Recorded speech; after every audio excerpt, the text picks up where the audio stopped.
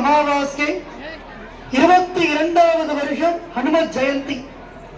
ஒரு வருஷத்துல எத்தனை அலங்காரங்கள் பண்ணாலும் ஹனுமத் ஜெயந்தி என்று ஆஞ்சநேய சுவாமிக்கு ஒரு தனி பொலிவு, தனி தேஜஸ், ஒரு தனி கம்பீரத்தோடு பெருமாள் எழுப்பார்.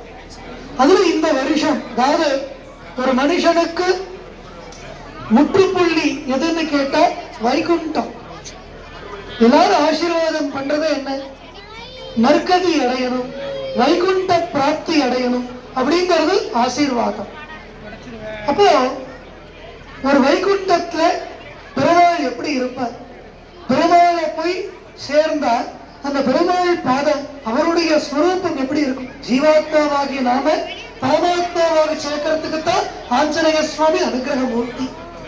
அப்பேற்பட்ட ஆஞ்சநேய சுவாமி அந்த பரமபதத்துல வைகுண்டத்துல வைகுண்டபதி எப்படி இருப்பாரோ அத்தனை அலங்காரம் இன்றைய தினம்.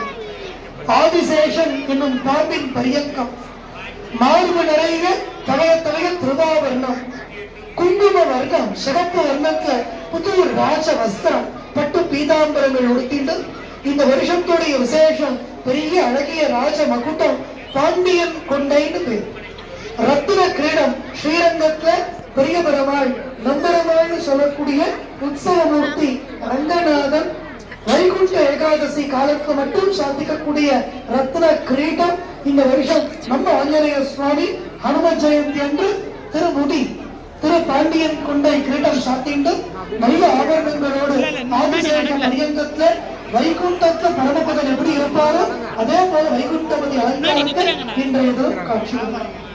விசேஷ பூ அலங்காரங்கள், ஏகப்பட்ட புஷ்பங்களான ஆலயங்கள் அலங்கரிக்கப்பட்டு பக்தர்கள் எல்லாருக்கும் அன்னதானங்கள் கொடுக்க ஏற்பாடாக சுவாமியை பிரார்த்தனை பண்ணிக்கோங்க.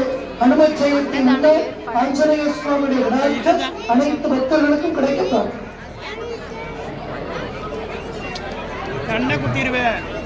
இதெல்லாம் யாரோ கோவில் கட்டியிருக்காங்க, யாரோ லட்சமா செலவு பண்ணி இத்தனை கைங்கரியங்கள் பண்றா நினைக்காதீங்க.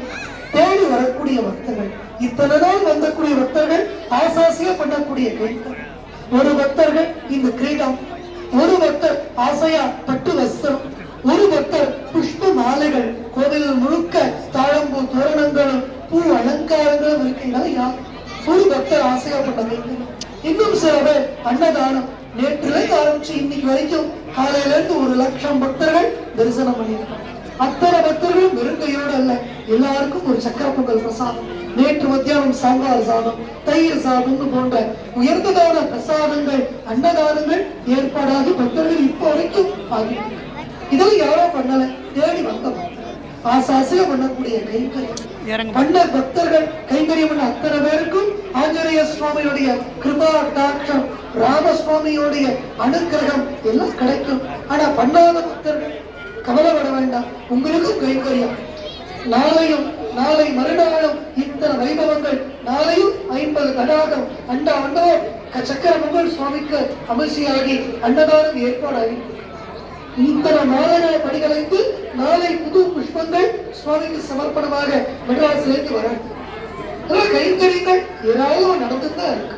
நீங்க ஆசாசையா இன்று பெருமாளுக்காக சேர்க்க கைங்கரியம் பொருள் உதவியாக அரிசி மூட்டை,